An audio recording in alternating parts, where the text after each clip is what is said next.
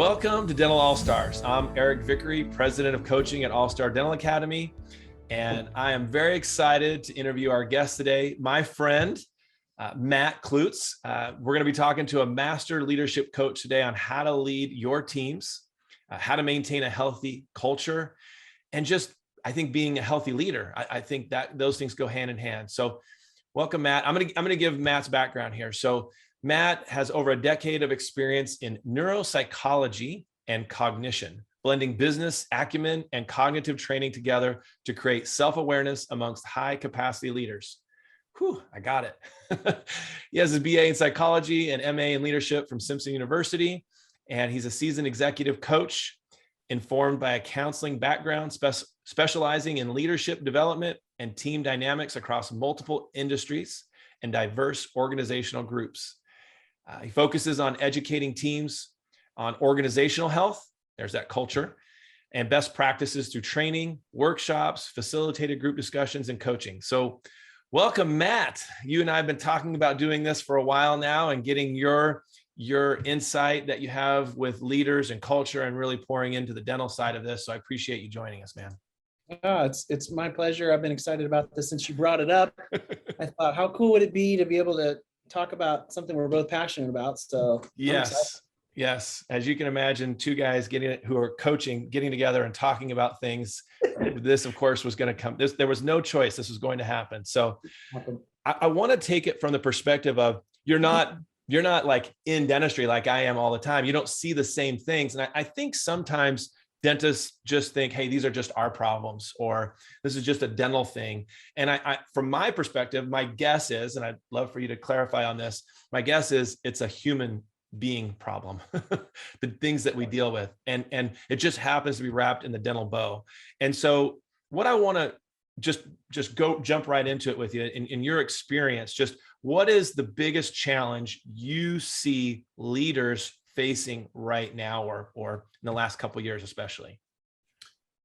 Oh man. I would have to 100% agree with you. I think, regardless if you're in what industry you're in, and especially I would say dentistry, you're working with a close-knit team of people. So I think leaders share the same challenges across the board, no matter what the industry is.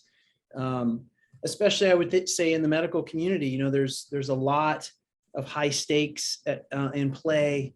And so I think they face some unique challenges, but there are some universally true challenges that leaders face. And I think from a leadership perspective, I think the thing that is most challenging for leaders is having the really difficult conversations with staff when they're faced with performance issues, or they're faced with a culture that's not where they want it to be, a culture that seems to be less effective, a culture that is lacking in trust.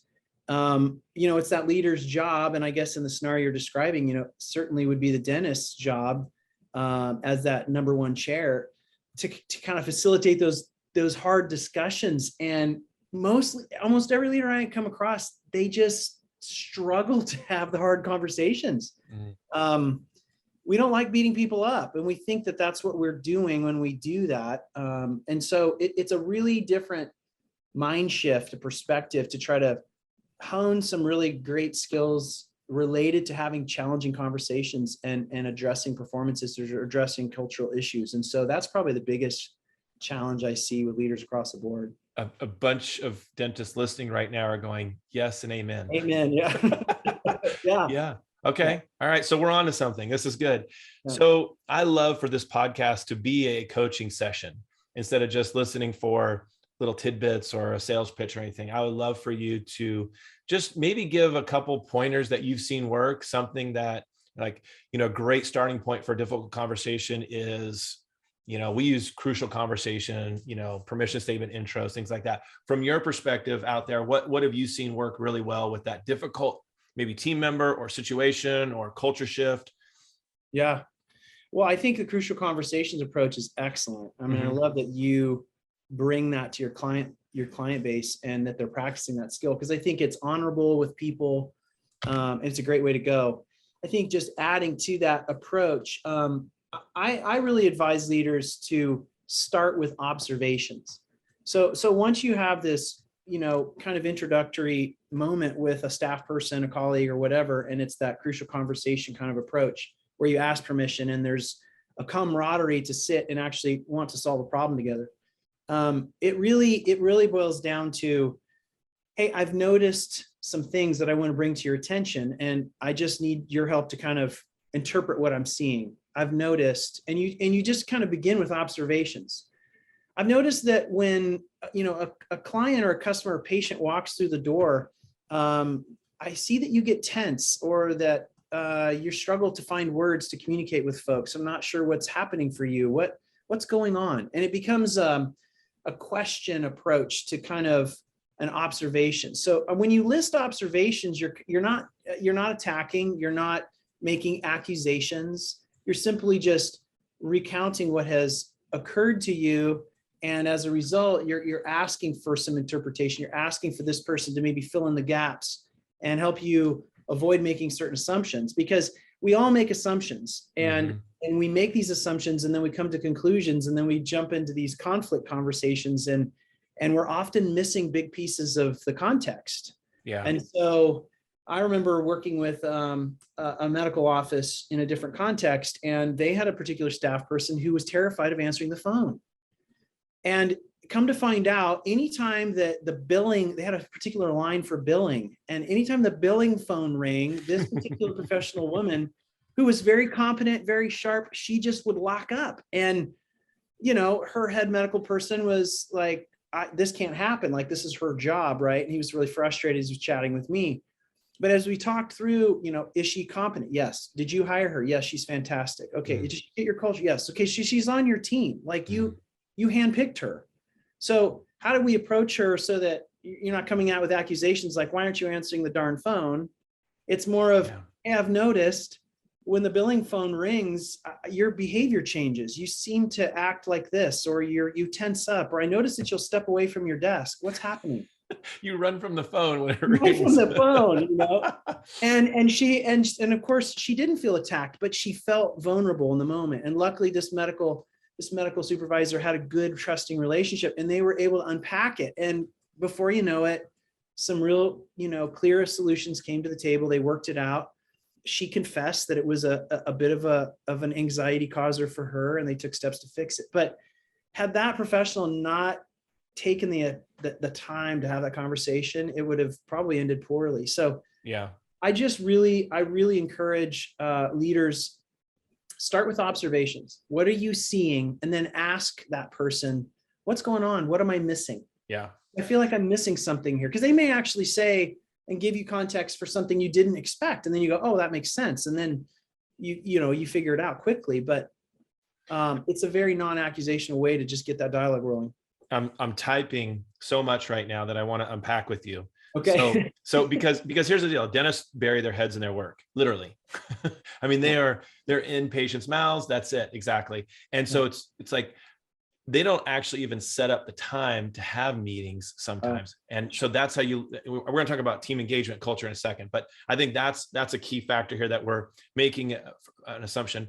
I think you got to be willing to address it. That's the first thing. So overcome some approval addiction, get some coaching, get some direction like Matt's talking about here. I would also say feedback is not the same as coaching.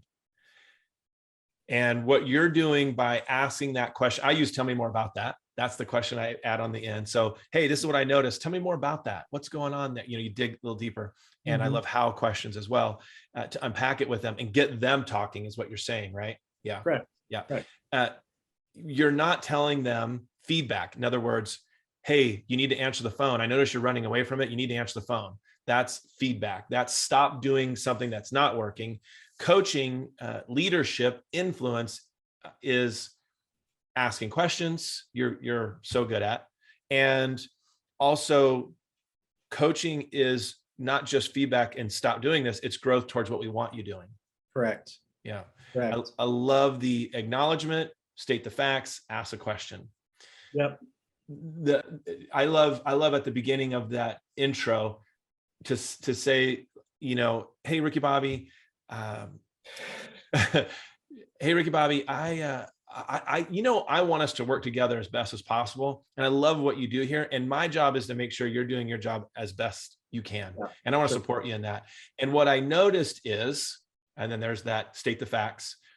Tell me more about that. And you ask that question. So I'm very pleased to hear that you and I are on the same wavelength with this. Getting to the next level of this, being effective with your team, engaging your team. What do you see as the ways or way to be most effective in engaging with the team? Because this is a problem focus. Now let's talk about how do you maintain and stay engaged with them? What do you think? Yeah, engagement is probably the linchpin or the make or break of any great leader.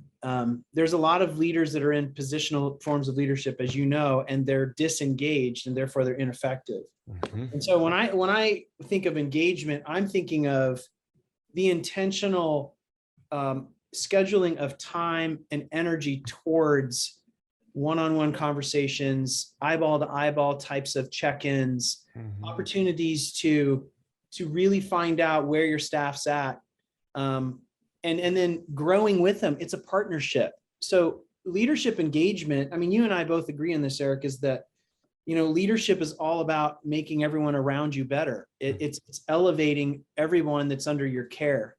And so the only way to really do that is to be engaged at a level that you, A, know where they're at, and B, you know where they're going, and they know where they're at and where they're going. And you both get to take that journey and check in regularly to make sure that individual's getting to where they want to go, that there's that growth, that satisfaction in what they do, the personal reward. Because if you get their heart and you get their discretionary effort, then they're gonna be a part of the team in a level that you couldn't get if you just set parameters and mandated things. It's a level of the buy-in and investment that's so powerful.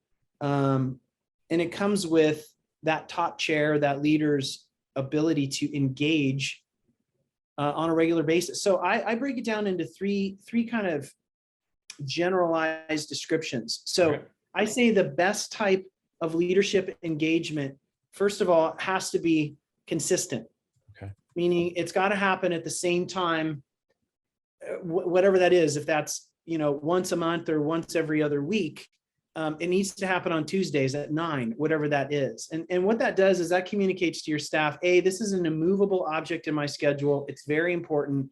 I'm going to show up 100% because I care about you and the investment that we have together as a joint venture doing this thing that we're doing, this medical practice, dentistry, this attending to families' needs as it relates to dentistry. Like, I'm here and I want you to show up. So it's consistency. The second thing that's really critical is it's got to be frequent. There's got to be frequency. So it's one thing to say, yeah, we meet twice a year. It's another thing to say we meet once a week. Mm-hmm.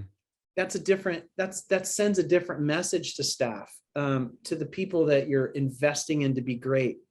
So it's got to be consistent. At the same time, that person knows and understands that's a very important non-negotiable. It's got to be frequent. So there's consistency, frequency, and the last thing is proximity. And there's something magic about being in each other's presence. I know we live in a post-COVID world where remote work is a thing, but I can't imagine that dentists are doing too fantastic a work like from home.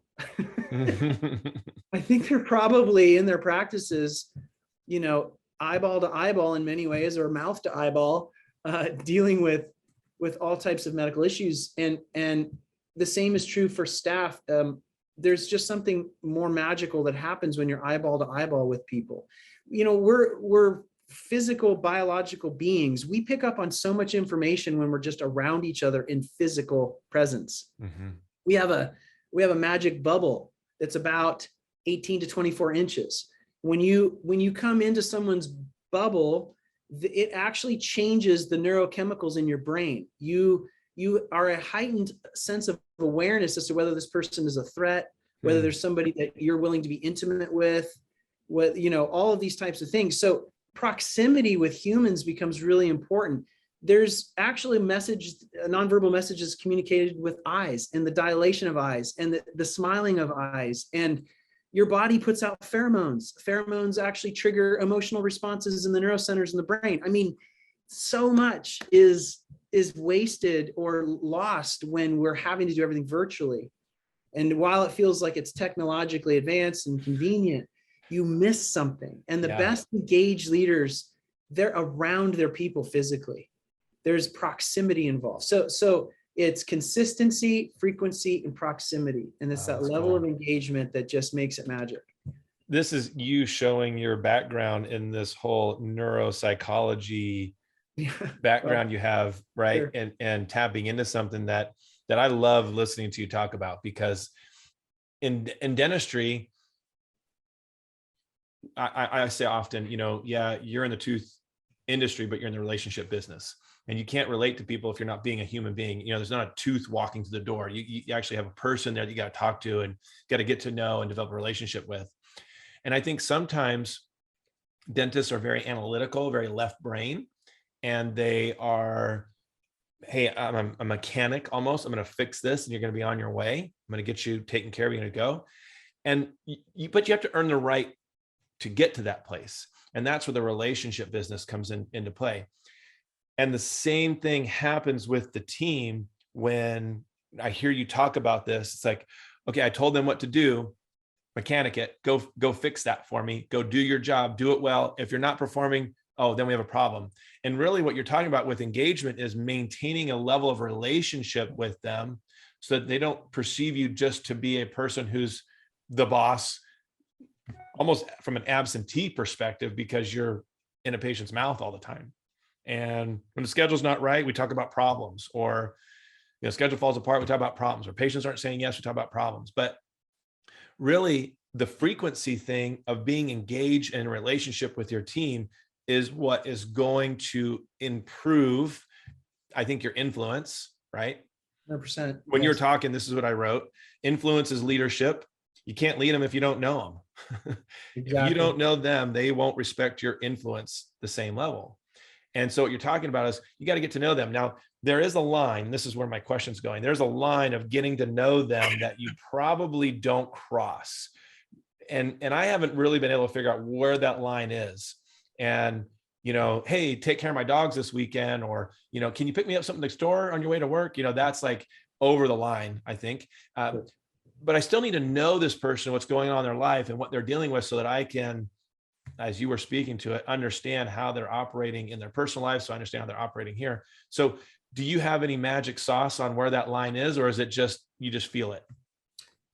Yeah, that is such a great question. It really boils down to, I don't know that there's a magic line, because it's so subjective, because relationships are so unique. Humans are each their own snowflake. And so you're really dealing in a realm where there's generalities, but there's never a one size fits all when it comes to that. Yeah. I think the metric that you're talking to a highly analytical group, I think the metric you're looking for is, to what degree are you able to express some vulnerability? If you're able to be somewhat vulnerable without the TMI issue coming up, too much information, then you're in that zone where your vulnerability, communicates to your staff that you're human too, that you are a person who is figuring it out as you go, as much as you are also leading the team as we go. Yeah. So I think that makes you human. And when you're human to your staff, they seem to extend a whole lot more grace and a whole lot more compassion and empathy for mistakes that might be made, miscommunications. They give you the benefit of the doubt. It's what you said, Eric. It's when you know somebody, then you have influence, but knowing them isn't just knowing information about them. It's knowing how they see the world, how they interpret things, how they're wired. Yeah. And so you don't have to disclose personal things about yourself necessarily to communicate that you're a person who can be vulnerable. Yeah. And admit you're human and display your humanity, and then leave room on the table for them to be human as well. That's where the magic is. And that's where leaders will have the most impact, the most connectability and unity with their teams, because you're humanized. You've all humanized each other. Yeah. It's hard to be disengaged, uninterested, uninspired, to a person that you know their name and you know what makes them tick and why they're excited about what they do. Yeah. Oh, I mean, we're friends. Right. You got to get to that point where it's like friendship versus working relationship. And I think some doctors, I mean, obviously you can't go too far into that friendship role because you're in relationship with them. Right. But at some point, the opposite is a bigger problem where you just bury your head in the sand and you have no relationship with them. Correct. Like I've talked with doctors like, yeah, nope, I'm the boss. I don't want to know anything about them. I don't want to know. I'm not, going there. We're just going to talk work. That's it. And I think that's a bigger problem. I don't know if you agree with that or not. Yeah, I think I would. I understand why certain leaders have that perspective. They perceive it as less work. Mm-hmm. They see it as less draining, less drama, less all of those things. Yes. But as a result, what comes along with that package is less commitment, less work excellence in work, less willingness to take one for the team that the staff might need on occasion to make that office really sing, and maybe even elevate that office to a higher revenue level, a larger patient base, all of those things that I think a lot of, dentists are hoping to grow their practices too.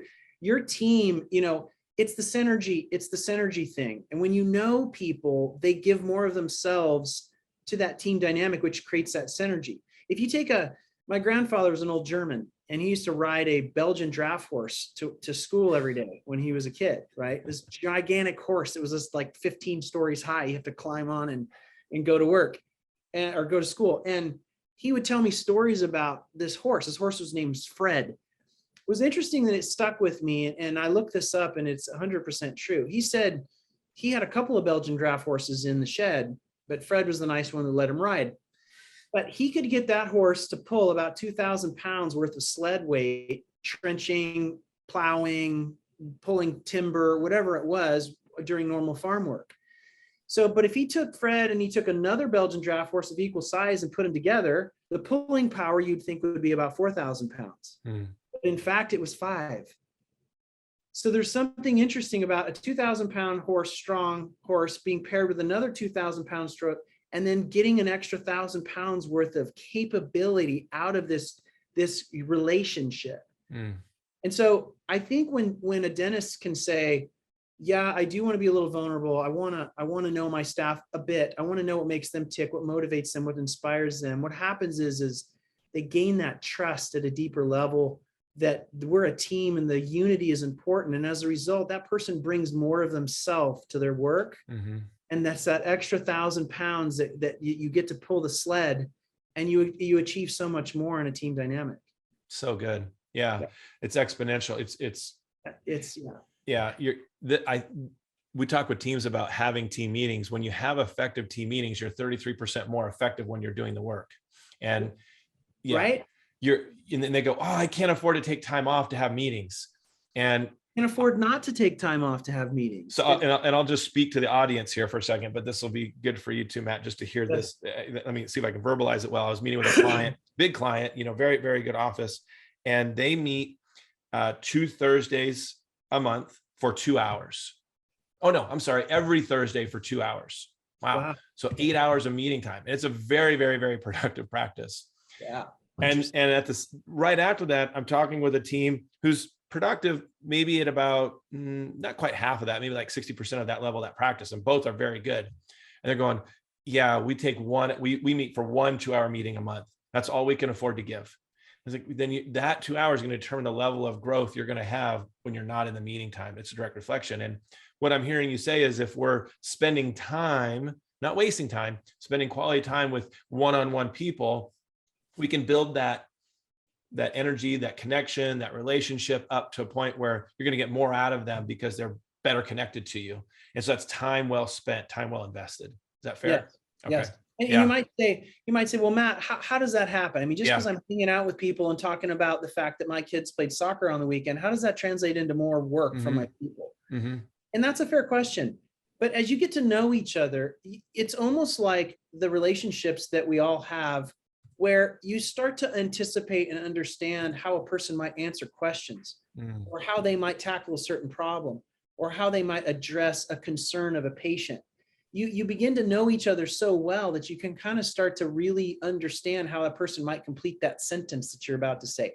That level of connection allows you to be so much more operationally efficient, that the team works less hard to accomplish the same goals. It's like finding another gear in the transmission, and suddenly the same horsepower motor goes 30 miles an hour faster. It's less work on the machine to produce this more output. So it's that there's something magic that happens when you know people, you work more seamlessly, you create operational efficiencies, which and then translates to the bottom line. So you got me thinking about two things. I love this. I could probably do like a 4-hour podcast talking to Matt. So we won't do that to you. We got five more minutes. But I will say this, two things I thought of, and then let's unpack it. But forgiveness, I think that's a really, really key word, because you can't move past challenges with team that you want to keep on your team without some level of forgiveness, whoever side it's on. And you can't get to forgiveness without someone who respects you and values you and you have a relationship with. You're not going to forgive somebody you don't know. You're just going to walk away. You're going to eject. Right. So when we talk about, well, what's the solution here? Forgiveness. A lot of times the solution in drama situations, built up team, bad culture, mojo, it's getting to forgiveness, which we won't get into right now. But I think that's important for people to hear, is like that human part, that grace part you're talking about, that is connected to, at some point when you need it, the forgiveness aspect. And forgiveness can only be authentic. It can't be true. Basic. So fake forgiveness. That's right. And so for it to be authentic, your relationship has to be authentic. So that's one. Number two is I can imagine dentists sitting there listening, office managers listening, team leaders listening right now saying, well, I'm having this meeting, Matt. What do I say? I'm sitting there with them one-on-one, and you mentioned soccer over the weekend, but is there a format? Is there a structure you use? Are there questions you suggest, don't do this? What do you think? Yeah, I think the approach of a meeting really makes or breaks a meeting. I think there are certain specific things you can do to honor the folks that are going to show up to the meeting. One of them is have an agenda. I know that people, we just like to shoot from the hip and just show up and, tackle whatever's going on, and right. But you have a diverse personality type in your staff pool. I would imagine most offices are diverse. So you have introverts and extroverts, and people who like to plan, and people who like to be more flexible. And so when you offer an agenda, you invite those people who need a plan and need some structure, context to be really bring their best selves to the meeting. So that's one thing that's just really important to do, is create an agenda. Make it a couple of points, 3 points, things that you're going to talk about in this meeting, so that people know what to expect and what to bring to the discussion. So you would share that agenda with the one-on-one person you're meeting with?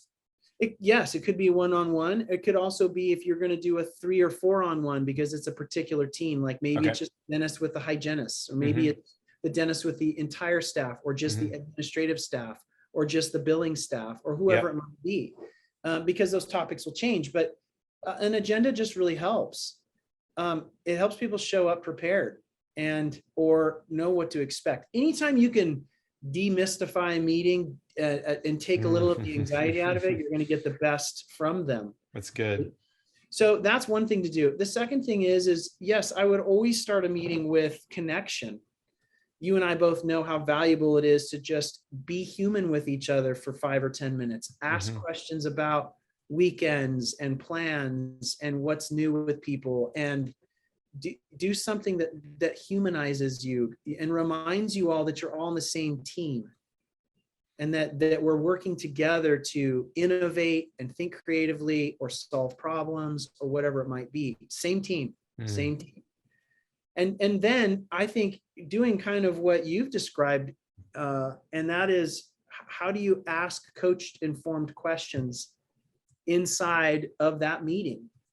It starts with what you perceive maybe the issue is, or whatever the agenda item is, but then it's opening the floor up with open-ended questions to get the team engaged in the discussion. Patrick Lencioni wrote a book called Death by Meeting, and I really like it because he talks about the need for there to be some conflict in some meetings, because it's like a great movie. Yeah. A movie with no conflict is like not worth watching. It's boring. if there's not a problem, a hero, or something to solve, a dragon to slay, and a happy ending, it's like we're bored with the movie. Yeah. And meetings are very similar. If we Yeah. show up and we perceive it as a waste of our time because we don't even know what we're really talking about, there's just a lot of banter, it becomes a meeting that people don't want to participate in. So how do you Yes. correct that? You correct it by identifying what maybe the challenge would be, and then opening the floor up and letting them have permission to answer these open-ended questions about what they perceive the issue is and how they might solve it and where they think our challenges will be and where will our obstacles be. And suddenly you get this buy-in and this enriched conversation. And it doesn't take much for the facilitator to do that. Yeah. It just takes the humility to ask open-ended questions. Yeah. So in a coaching format. This is so good. So I just realized that all my meetings are comedies. They're not dragon slaying movies, or comedies. That's the first thing I recognize. Those are good. A good rom-com comedies. That's not bad, Eric. All my client meetings are comedies, making people laugh. I mean, you learn 4 times faster when you're laughing. So we got to laugh during meetings. Absolutely. Second thing you got me thinking about was be interested, not interesting. You know, you're saying, hey, talk about plans and family and what's going on with you. And then that turns into more questions about how, I mean, you can be vulnerable and relate to those things and share some things about yourself, but you know, a majority of the conversation as a leader is you're asking. And I just wrote down in quotes, how, and use that word, how, you know, how's it going with, how do you feel about that? Tell me how, you know, use those forced open-ended questions with how, tell me, describe, explain, share with me. Yes. Does that sound right? Yes. And I love what you just said. I think I'm going to steal that. You know, it's about being interested, not interesting. Mm-hmm. The emphasis is not on you as the facilitator leader. It's on your staff. It's opening them up to the participation. I love that. But that requires, like what you said earlier, Eric, it requires humility to make it, you know, C.S. Lewis says, humility is not thinking less of yourself. It's just thinking about yourself less. Yeah. And that's the magic of it. And if you have that posture, then you can be interested and not have to be interesting. So that's I love that. That's a great way to phrase that. Yeah. It's curiosity. Yeah. And I love what you said about finishing each other's sentences. I was going to say sandwiches. Sandwiches. Oh, okay. We're close. We're getting there. I already did that. There's the comedy. All right. We got some comedy in. So if you're a leader and you're sitting here listening to this and you're hearing Matt talk and Matt has some advice for you, it sounds to me, if I can summarize, are you meeting with your people? Are you setting aside productive, effective conversations, not just communications? Okay. And that could include one-on-ones. And it could mean that you're also keeping people engaged because you're seeing lack of engagement in a certain way. They're going different routes. When we have people leaving all the time for different careers now, the Great Resignation, right? They're disengaged. Literally, they're gone. So you can't look back and go, wow, I wish I would have engaged with them more. Be proactive with it. I think that's a good thing. And then be purposeful about setting aside time and developing relationship. And you gave us 3 really good pointers. Number 1 was meet consistently, having regular meetings, making it important, right? What was number 1? Consistency. Yeah. Consistency. Okay. Number 2, frequently, right? Right. How often are you meeting? Consistently once a month, maybe it's once a week. Its frequency certainly has an impact on people. Okay. Yeah. I have consistently in here. I just didn't put it as number 1. Consistently happening. This is important. Frequently. How often are you meeting? And then proximity, being in connection with someone. Yeah. Okay. That's so good. I love it. And if you're listening to this and you're a D personality dominant style, C compliant, conscientious person, the task is now set before you. You can make relationships an action item, something to do, a task. A scheduled item. That's right. If you're an I or an S, an influence or a steadiness person, and you're more on the emotional right brain side, now you got to give it structure. Now you probably love doing this sort of stuff, but give it some structure, give it an agenda, give it some direction. So it's not just a flight. You don't know where you're going. Yeah. Just, hey, let's just go to 30,000 feet and see where it takes us. Yeah. So, okay. What else would you add? Anything, any icing on the cake, Matt? Do you feel like we put a bow on it, or what else? You know, I think there's a lot there to just put into practice. And, That's right. I think if any leader just starts to just comb through all that we've talked about and just pick a couple things and focus on those, I think they're going to see some high leverage moments where you're going to see staff shift, and it will definitely hit the cultural bottom line. But I would say at the very end of the day, unity is the goal. We are always better when we're together. That's good. And we're a tribal kind of an animal, as a human. And so whatever you can do, leaders, to create unity, it will never serve you poorly. It will always serve you well. So yeah, that's so good. Thank you, Matt. We say we're a team, not a staff. A staff is an infection. And that kind of staff. So team, right? Awesome. But I love unity. I love that. That's so good. There's that imagery. I'm sure you've seen it. It's not hieroglyphic, but it's like this leader, and he's sitting up on the chair, and the team is pulling, and he's got the whip going. He's standing from behind, and he's doing the whip. And then it's like bad leadership. And there's good leadership, and he's in the front, and he's pushing along with them. And what I think that is a type of unity, but I think what you've done is said, hey, don't be in the front pushing. Let's move you to the back of that line and have you push so that you can see everyone and you can cheer them on. You can give them feedback. You can give them coaching. Hey, this is what I'm noticing. I'm seeing you push this way, and you can give some interaction with them. When you're just in the front and you're out leading to your own thing, you have no idea what's going on behind you. Is that fair? It's a great metaphor. All right, cool. Love it. Man, this was awesome. Thank you, Matt, for joining us. I really, really appreciate you having us on, being on the show, and having everyone listen to your just perspective, because we so need it right now. Great resignation is upon us, and we want to keep our valuable team members on board. So this was great. Thank you so much. It was my pleasure. Thanks for having me. Awesome. Appreciate it. All right. So those of you listening, our regular listeners, thank you so much. Continue to share this with your colleagues. We really appreciate it. We love your feedback, topics you want to have discussed. We'd love to hear more of that. You can email Heather at allstardentalacademy.com. If you want one-on-one coaching, if you want to interact, you want leadership coaching, we're here for you. And I just really, really appreciate it that you're pouring into yourself and you're investing in yourself. So thank you for joining us. And until next time, go out there and be an all-star.